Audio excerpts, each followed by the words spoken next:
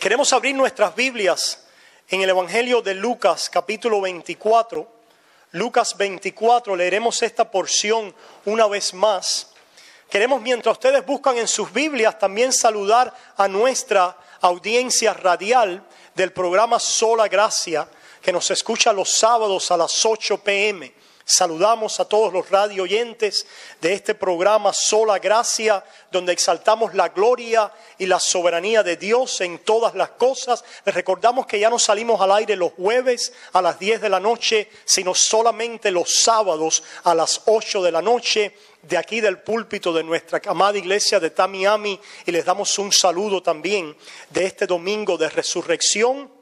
Recordamos a esos radio oyentes que nuestra iglesia está ubicada en la 860 Southwest 76 Court, en la misma esquina de la 8 Calle y el Palmetto. Y si alguno está buscando una iglesia entre nuestros radio oyentes, para nosotros sería un honor poder recibirlos y poder congregarnos con ustedes y compartir la palabra. Recuerden también que nuestros servicios son los miércoles. Predicación de la palabra, enseñanza bíblica a las 7:30 de la noche. Primer y último viernes de mes, nuestra vigilia de oración.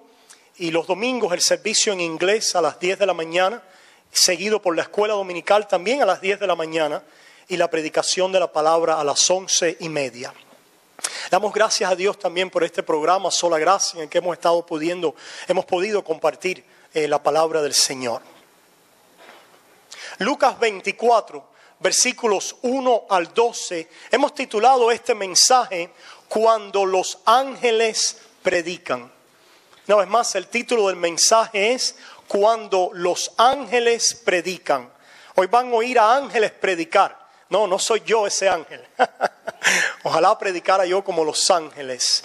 Pero queremos exponer delante de ustedes una predicación de ángeles y lo que ella puede realizar en el cuerpo de Cristo. Leamos una vez más en Lucas 24, comenzando en el versículo 1.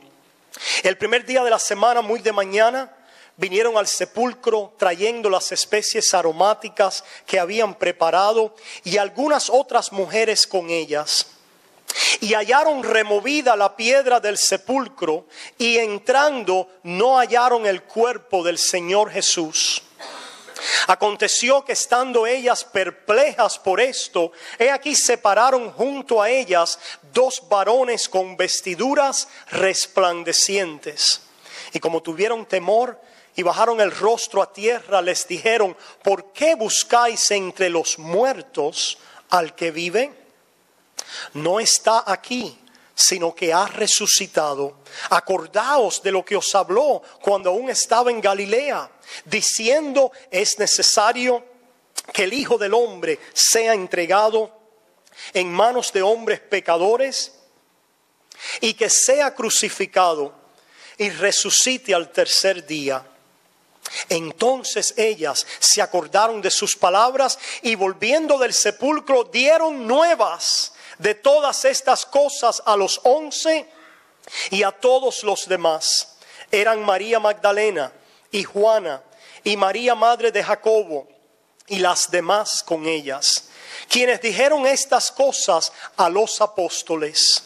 Mas a ellos les parecían locura las palabras de ellas y no las creían.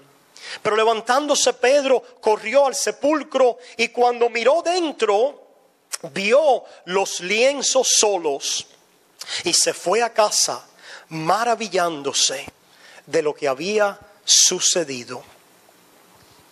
La palabra de Dios, y el Señor va a añadir su bendición a esta su palabra. Pueblo, los hombres generalmente desean y esperan ver a Dios en señales maravillosas, en milagros, en cosas espectaculares y sobrenaturales. ¿No es así? Sobre todo hoy vivimos en un día donde los hombres están buscando, ¿verdad?, lo sobrenatural, y se habla mucho acerca de lo sobrenatural, de lo milagroso. Y nosotros afirmamos que nuestro Dios es un Dios milagroso, que nuestro Dios es sobrenatural, que nuestro Dios es extraordinario, que nuestro Dios es trascendente, que nuestro Dios opera en esta área de lo sobrenatural. Afirmamos eso, no negamos que Dios opera milagros y se mueve sin medios cuando Él lo quiere hacer.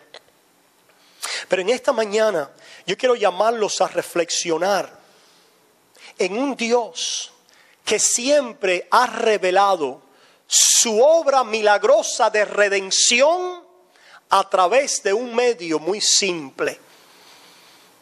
Un medio que hoy es descuidado y un medio con el cual hoy muchos no tienen paciencia, y es el sermón, la predicación de la palabra de Dios. En este día donde las personas se mueven buscando un milagro, en estos tiempos donde las personas están con muchas cargas y necesidades, ¿verdad que sí? Yo como pastor los escucho a ustedes. Y me doy cuenta que hay gran necesidad en el pueblo. Me doy cuenta que estamos en tribulaciones, en pruebas. Si tú estás en prueba hoy, no creas que estás solo.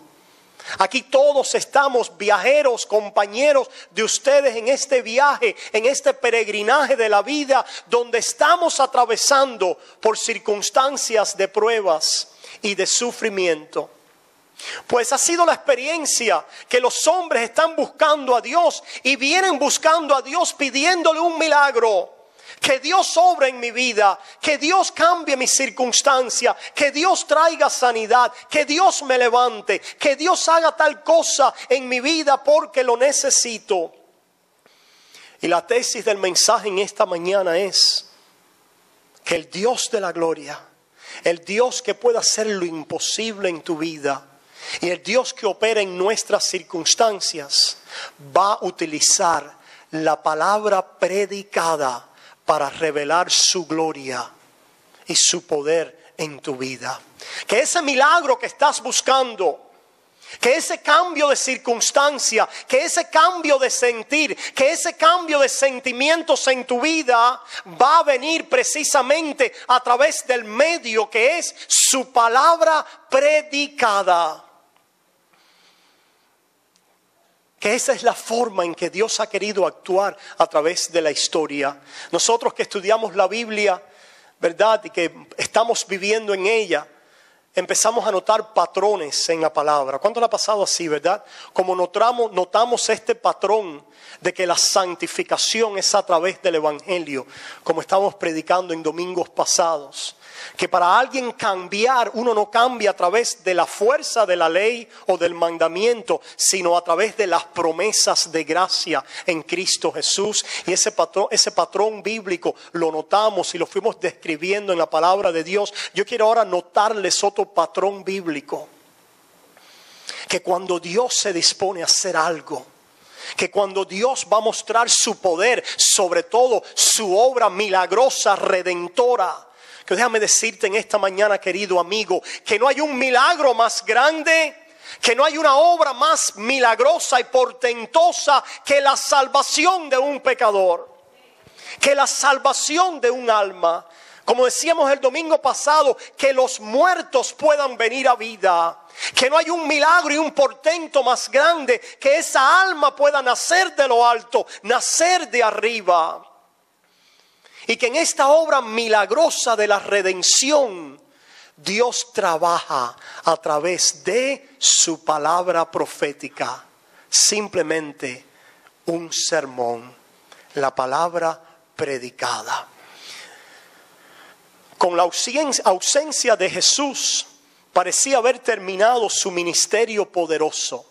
Si ustedes pueden pensar en estas damas que tenemos ahí, tenemos el nombre de algunas de ellas, ¿verdad? María, la madre de Jesús, por supuesto. María Magdalena, de la que le habían sacado 7 demonios, una mujer que había estado endemoniada. María, Salomé, la madre de Jacob y Juan. Y habían otras también. Entre los discípulos y seguidores de Cristo habían mujeres que también habían estado siguiéndole. Imagínense ustedes las necesidades que las mujeres proveían, ¿verdad?, para este ministerio ambulante de Jesús. Nos damos cuenta de eso cuando vemos a las mujeres cocinar un buen ¿qué? Un buen almuerzo. Pero los hombres también cocinan. Ahí tenemos a Ner que nos trajo una buena comida en esta mañana. Pero las mujeres hacen cosas que los hombres a veces no pueden hacer. Las mujeres son aquellas que se entregan en un cuidado especial, tierno, amoroso. Nosotros los hombres somos un poquito más despegados y un poquito más dados a otras cosas. Estas mujeres que amaban a Jesús, al igual que sus discípulos, que habían dejado todo para servirle a él. ¿Ustedes se imaginan? Hombres y mujeres que tenían familias, que tenían vidas y que realizaban sus vidas cotidianas y diarias y que lo habían dejado todo para dedicarse a seguir y a servir al Maestro. Y que ahora él no estaba con ellos. Qué vacío, qué hueco más grande. Aquel Maestro amado, aquel con quien habían compartido tantas experiencias. ¿Cuántos de nosotros quizás hemos tenido a alguien muy amado en nuestras vidas, el cual hemos perdido? Que por muchos años nos acostumbramos a su presencia y ya no está entre nosotros. Cuán vacío eso deja en nuestras vidas, ¿verdad? Qué hueco. ¿Y cuántos de nosotros a veces en nuestras pruebas y en nuestros sufrimientos nos hemos sentido muy distantes de Dios? ¿Cuánto les ha pasado? Nos hemos sentido como que estamos atravesando por un desierto y que no está pasando nada espiritualmente. Todo lo que vemos delante de nosotros es el sufrimiento, el dolor, la carga de la prueba. Pues yo me imagino que estos discípulos, por estos 3 días, hombres y mujeres, estaban atravesando algo similar. Ya el Maestro no estaba con ellos delante de su vista, estaba muerto. Y estaban allí desorientados, tristes, apesumbrados, lamentándose. Dios parecía estar ausente o faltar por completo. ¿Cuántos han experimentado eso? ¿Qué está haciendo Dios durante estos tiempos? ¿Cómo Dios va a venir a revivir mi fe? ¿Cómo Dios va una vez más a obrar en mi vida? ¿Está haciendo algo Dios en estos tiempos? Claro que sí. ¿Tiene un plan y un propósito Dios con estos tiempos?